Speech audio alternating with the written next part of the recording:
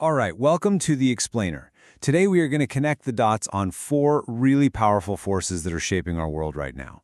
We're talking about everything from a weapon that totally redefined fear itself to a new kind of lightning bolt. Yeah, really.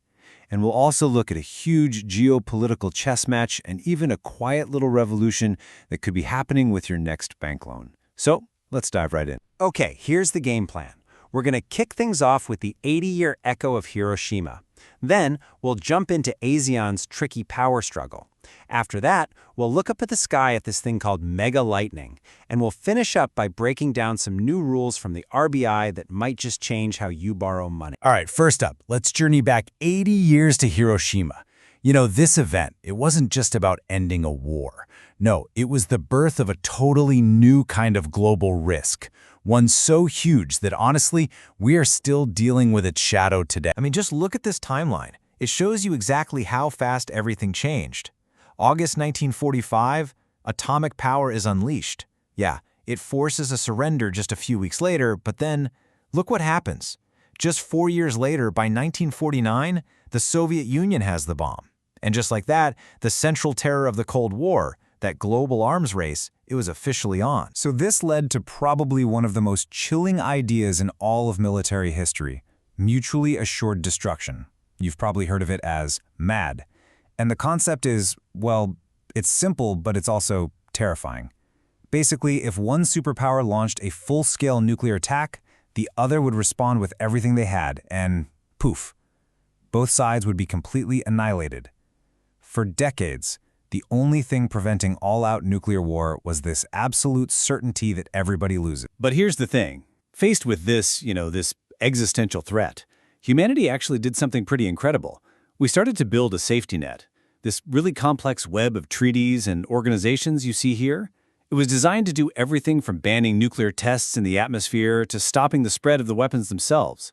It's this constant and very fragile effort to manage what is arguably the single greatest risk we have ever created for ourselves. Now, that old Cold War model, managing risk between just two big superpowers, it's being tested in totally new ways today.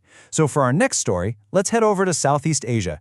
An entire group of nations there, ASEAN, is caught in this really high-stakes balancing act between the new giants on the world stage. Okay, so to really get what's going on in this part of the world, there's one key phrase you absolutely have to understand. It's called ASEAN centrality.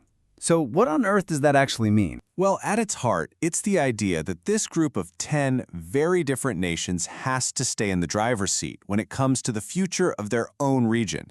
They're basically insisting on being the neutral ground, the central hub, where big powers like the US, China, and India have to come to talk. Really, it's a survival strategy. It's how they avoid getting squashed by any one of these huge outside forces. And this is where it gets really tricky. This is the core tension. On one hand, you've got the US pushing its vision of a free and open region, offering up security partnerships. But on the other hand, you have the just immense economic gravity of China. I mean, China is their neighbor and their biggest trading partner. So you can see how the ASEAN countries are literally being pulled in opposite directions, and it's threatening to just rip their whole unified strategy apart. So, the big question is, how does ASEAN stay in control of its own destiny? Well, experts are pointing to this three-part game plan. First, they've got to get stronger from the inside.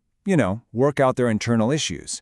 Second, they need to branch out and build stronger partnerships with other powers, like the EU and Australia.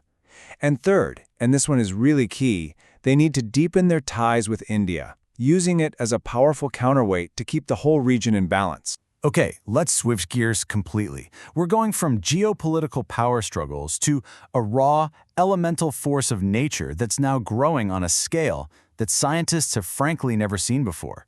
We're talking about mega lightning. And just to give you a sense of the scale here, get this. The longest single flash of lightning ever recorded was a mind-boggling 829 kilometers long. Think about that. That is one single bolt stretching from Texas clear across to Kansas. We are not talking about your average backyard lightning strike here. These are called mega flashes. And this isn't just some one-off freak event. It's actually a pretty terrifying trend. Take a look at India. As this chart shows, lightning incidents there have shot up by an incredible 57% in just 5 years. and scientists think they know why. They believe it's a direct result of our warmer, more polluted atmosphere, which is creating these supercharged conditions for massive electrical events like this. So in response, India has rolled out a full-scale defensive strategy. And it's not just one thing, it's this whole combination of deep scientific research and real on-the-ground action. They've got a multi-level warning system. They've even got an app called Domini that puts life-saving alerts right into people's hands. Plus, they're using advanced weather radar networks to actually see these superstorms coming. All right, for our last story, let's bring it all the way down to something a little closer to home. Your finances. The Reserve Bank of India recently brought in some new rules for something called co-lending. And believe it or not, it has the potential to really change how banks, lenders, and consumers like you all interact. So, the key phrase you need to know is co-lending. Now, I know it sounds a little technical, but the concept behind it is actually pretty simple and pretty powerful. Just think of it like a team-up. You've got a big bank, right? They have lots of cash. They partner up with what's called a non-banking financial company, or an NBFC. And these NBFCs, they often have really deep roots in smaller towns and communities. So, they work together, the bank and the NBFC, to offer one single loan. And they share the work, they share the reach, and they share the risk. And hey, when this system works well, it's pretty much a win-win-win. The banks, they get to reach new customers they couldn't before and hit their lending targets. The NBFCs, they get access to cheaper money from the banks and get to share the loan risk. And best of all for you, the consumer, it can mean cheaper credit, so lower interest rates, and more flexible types of loans. But to make sure this whole system stays stable, the RBI has put some pretty strict rules in place. For one, every lender has to have skin in the game, meaning they have to keep at least 10% of that loan on their own books. Another big one, if a loan goes bad, all the partners have to classify it as a loss at the exact same time.